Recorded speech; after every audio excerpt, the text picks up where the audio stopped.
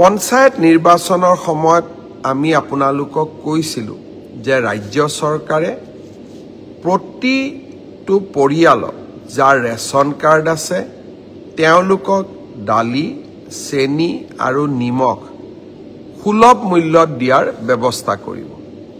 যোৱা কেবিনেটত আমি সিদ্ধান্ত ললো যে ৰাইজক আমি দালি 69 টকাত দিম, প্ৰতি কেজি 1 কেজিকৈ দালি পাব, নিমখ 1 কেজি পাব 10 টকাত আৰু চেনি 1 কেজি পাব 38 টকাত। এই আঁচনিখন কেবিনেটে অনুমোদন দিছে। নাফেডৰ লগত সহযোগিতা কৰি এই আঁচনিখন আমি ৰূপায়ণ কৰিম। 1 অক্টোবৰৰ পৰা এই আঁচনিৰ সুফল আপোনালোকে লাভ কৰিব পাৰিব। পঞ্চায়ত নিৰ্বাচনৰ সময়ত আমি আপোনালোকক কৈছিলো যে ৰাজ্য চৰকাৰে প্ৰতিটো পৰিয়ালক যাৰ ৰেচন কাৰ্ড আছে তেওঁলোকক দালি চেনি আৰু নিমখ সুলভ মূল্যত দিয়াৰ ব্যৱস্থা কৰিব।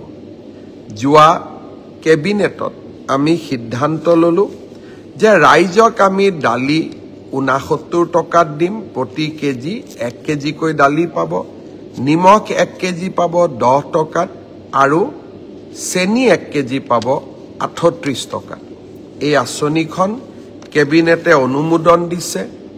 নাফেডৰ লগত সহযোগিতা কৰি এই আঁচনিখন আমি ৰূপায়ণ কৰিম।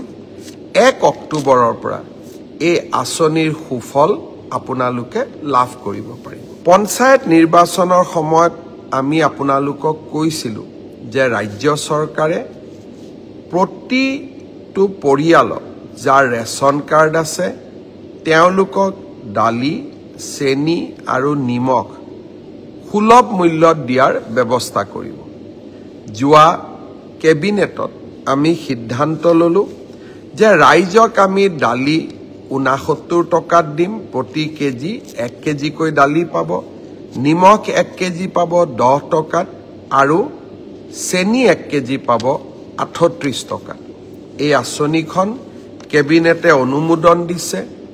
নাফেডৰ লগত সহযোগিতা কৰি এই আঁচনিখন আমি ৰূপায়ণ কৰিম।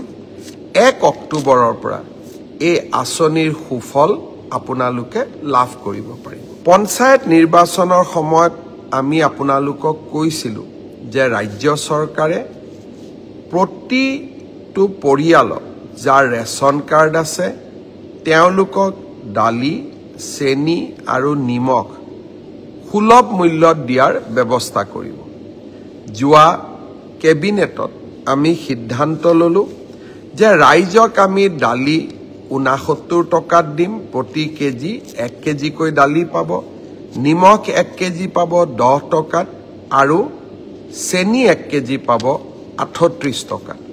এই আঁচনিখন কেবিনেটে অনুমোদন দিছে। নাফেডৰ লগত সহযোগিতা কৰি এই আঁচনিখন আমি ৰূপায়ণ কৰিম।